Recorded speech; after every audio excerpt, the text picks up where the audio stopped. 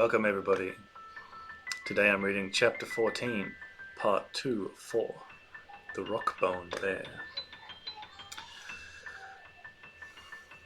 Okay, so how about stats? Like strength, spirit, agility, how high can they go?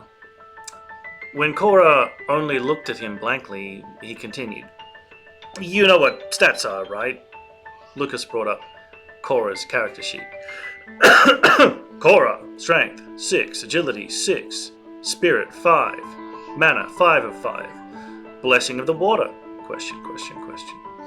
In power, Cora may expend a mana to add half of her spirit stat to her strength for a short burst of extreme power. Overwhelming presence. Cora can use mana to empower her aura, granting it an immense energy that can overwhelm and suppress other nearby auras. Extremely powerful creatures or people with extremely well-developed aura control may resist the effects. You got 6 strength, I've got 4. That makes you a lot stronger than I am. Ah, you mean the gates of power?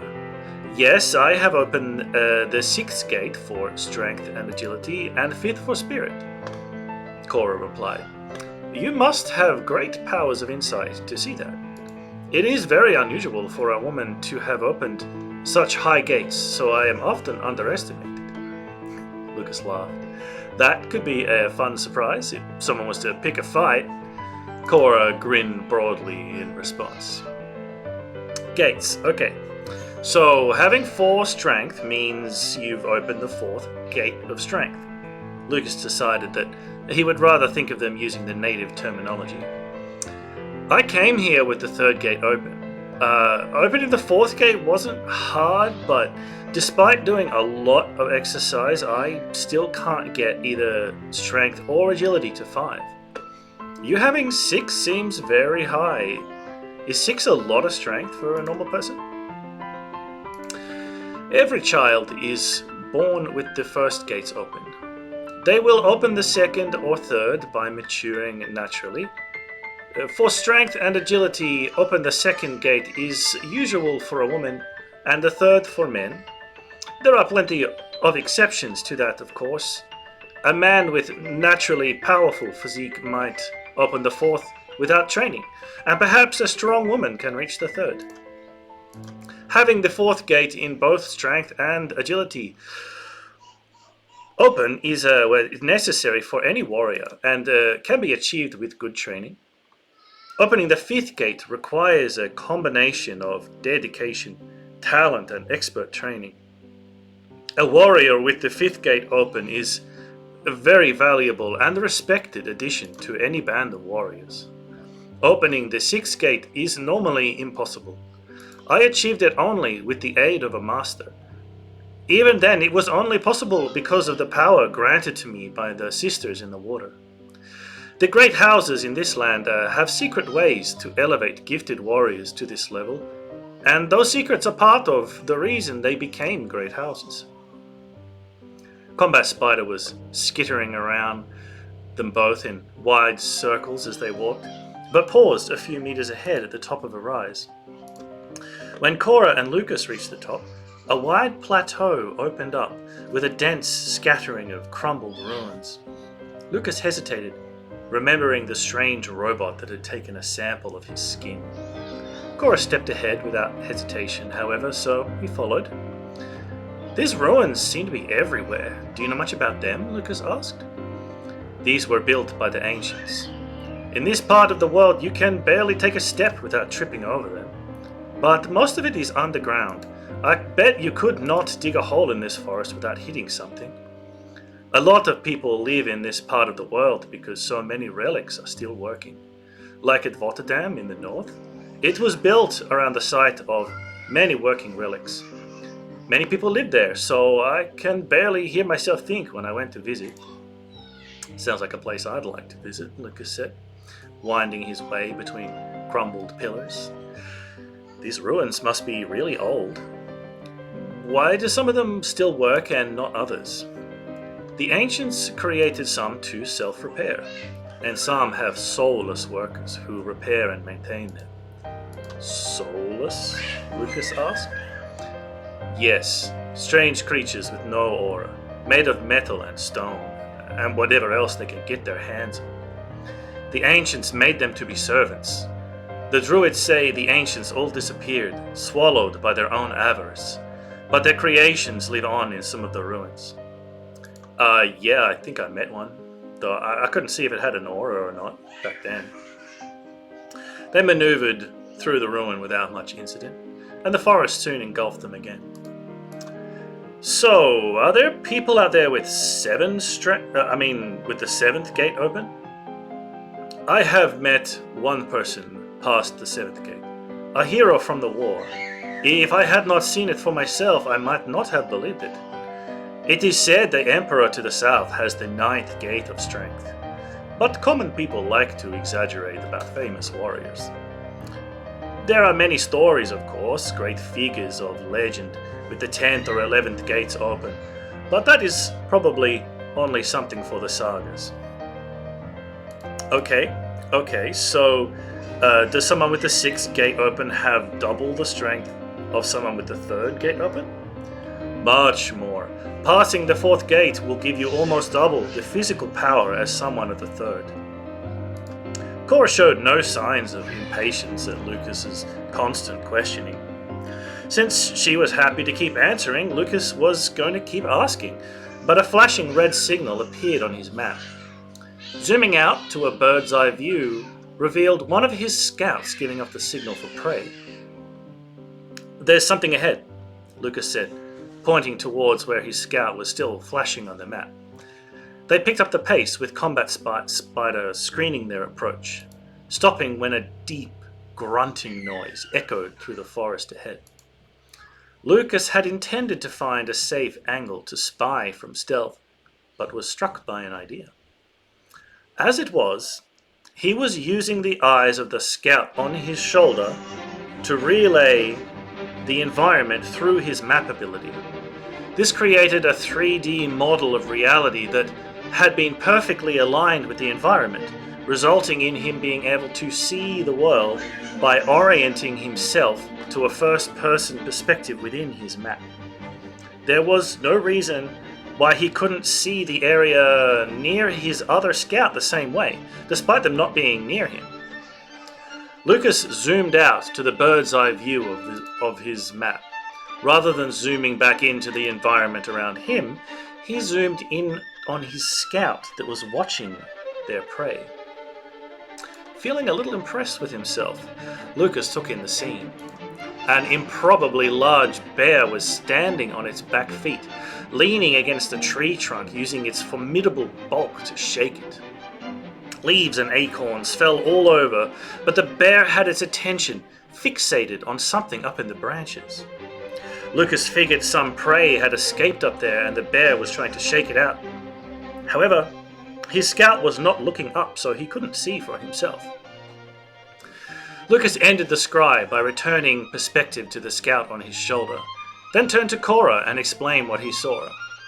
Cora didn't question that Lucas could apparently scry. Considering the range of powers he had displayed since yesterday, she seemed ready to accept that he could do just about anything. What you are describing is a Rockbone Bear. They are very hard to kill. I can stand up to it, but not for long. Not long enough to kill it with this, Cora said in a low voice, tapping the axe at her side. So, its bones are hard? Everything about it is tough and hard. Just to pierce its skin requires a great force. That much I can do, but the bones I could never break. The old ones can heal themselves too, said Cora.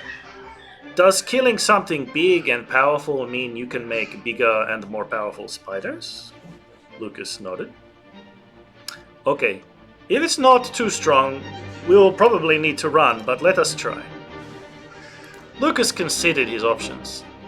His mana was low, having recovered only 2 points since he last hatched the scout. Cora had said she could stand up to it temporarily, probably meaning she would need her empower ability to be able to match it. They would need to do some kind of critical damage before she ran out of mana. Let's set up an ambush and try to cripple it in a surprise attack, Lucas said. then we can take our time. Maybe bleed it out or find other ways to wear it down once it's not a threat. Cora nodded. Can you bait it? I will strike its leg tendons if you can lure it past me, she said, flexing the wrist of her axe hand. Lucas didn't like the idea of being bait, but it did make sense. He had the least direct combat potential out of himself, Cora, and Combat Spider. He could also go into stealth once the bear was distracted. Okay, he said reluctantly. Let's get closer. I won't be able to outrun it for long. Cora swung her pack onto a tree and carried only her axe as they approached quietly. Combat Spider displayed some impressive stealthy movements. Lowering its body close to the ground, it moved smoothly and silently, its many legs allowing it to ignore obstacles around which Cora and Lucas had to climb. A tremendously deep grunting sound, accompanied by a huge oak shaking like it was about to be uprooted, made it very obvious where their prey was. When they got close enough to get a clear view, they both paused, allowing Cora to look for an ambush spot while Lucas used Analyze. Rockbone Bear, Strength 9, Agility 6, Spirit 4, Mana 4 of 4, Regeneration. The Rockbone Bear can consume a point of mana to have its body regenerate for a time. Density. The Rockbone Bear has spent its life channeling its mana throughout its body to increase the density of its bones, skin, and tissues.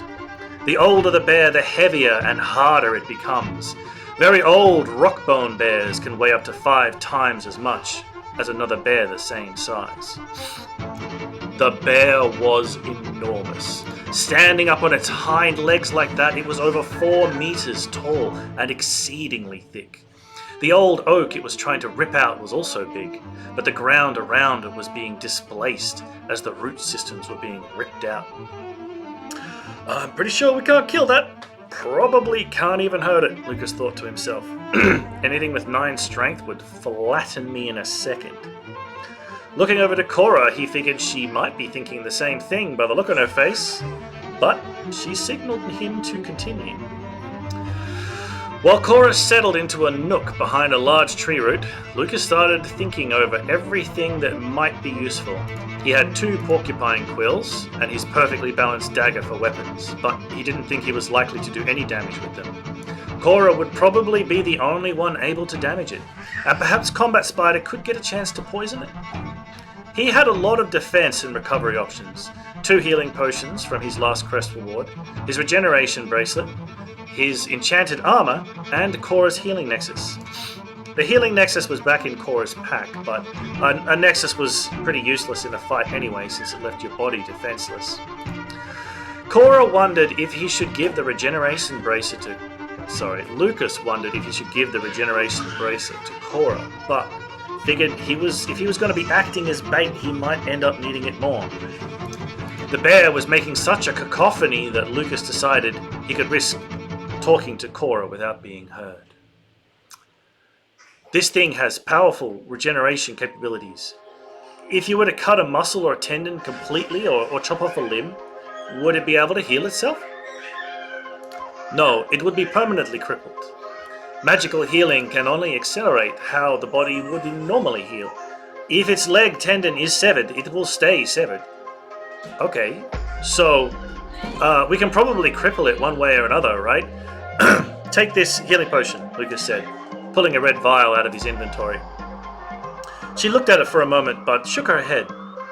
I cannot fight while trying to hold that. It will just break if I even try to put it in my belt. Right, yeah, I'm the only one with an inventory, Lucas thought. He tossed it over anyway, and she caught it. Just put it on the ground there, and maybe you'll get a chance to come back to it if you get hurt. I got a spare one for myself, Lucas said. She nodded, and then just wedged it safely behind a root. Despite having 2 mana remaining, he did not preemptively put on the regeneration bracer or activate his enchanted armor. Using up his mana might be a waste if he didn't get hurt during the baiting phase. Unable to think of any other ways to improve their chances, Lucas stood up. He took a deep breath, trying to press down the fear that was setting his nerves on fire. His brain started listing reasons why he should not be doing this, As he took out one of his porcupine quills from his inventory, he then stepped silently into the open. The bear was paying no attention to him, fixated on whatever was up in the tree. After being ignored for a moment, Lucas picked up a rock from nearby and, after hesitating, he threw it. The rock bounced off the bear's enormous, thick neck, but it didn't even notice. After rubbing his forehead for a moment, Lucas yelled at it. "Oi, bear! Over here, you massive fucking dickhead!" And that is the end of today's chapter, friends. I'm going to upload on YouTube this time instead of Twitch. If you'd like to leave comments, you can now do it on the YouTube channel. Anyway, peace out till next time.